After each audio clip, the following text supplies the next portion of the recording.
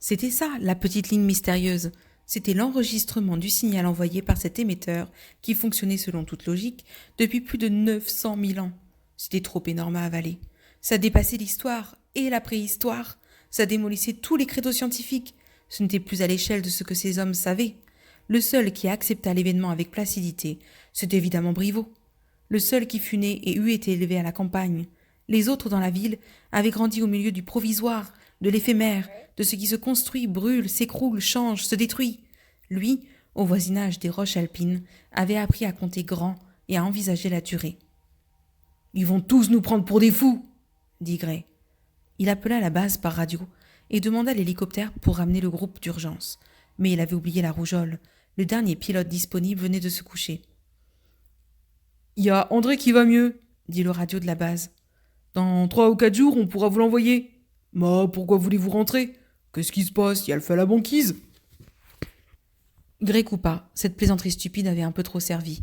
10 minutes plus tard, le chef de la base, Pontaillé lui-même, rappelait très inquiet. Il voulait savoir pourquoi la mission voulait rentrer. Gray le rassura, mais refusa de lui dire quoi que ce fût. « Il ne suffit pas que je te le dise, faut que je te le montre, dit-il.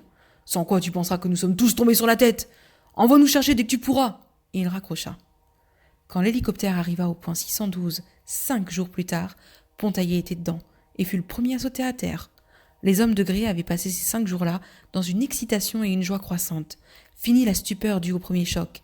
Ils avaient accepté les ruines, accepté l'émetteur, les avaient fait leur mystère même et leur invraisemblance les exaltaient comme des enfants qui entrent dans une forêt où des faits existent vraiment. Ils avaient accumulé les relevés et les enregistrements.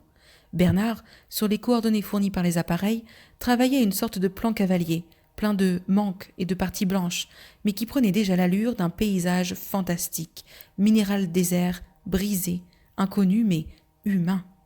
Briveau avait trafiqué un magnétophone et l'avait accouplé à l'enregistreur du nouveau sondeur. Il obtint une bande magnétique qu'il convia ses camarades à écouter. Il n'entendit rien, puis rien, et encore rien. « Il y a des clous sur ton bidule !» grogna Éloi. Briveau sourit. « Tout est dans le silence, dit-il.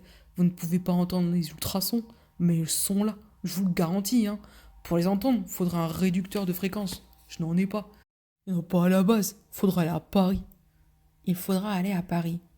Ce fut également la conclusion de Pontaillé quand il eut été mis au courant, qu'il refusait puis acceptait enfin l'évidence de la découverte. On ne pouvait même pas parler de ça par radio, avec toutes les oreilles du monde qui écoutent jour et nuit les secrets et les bavardages. Il fallait porter tous les documents au siège à Paris. Le chef des expéditions polaires déciderait de les communiquer à qui ou qui. En attendant, chacun devait se taire. Comme disait Éloi, « Risquait d'être quelque chose de fumant.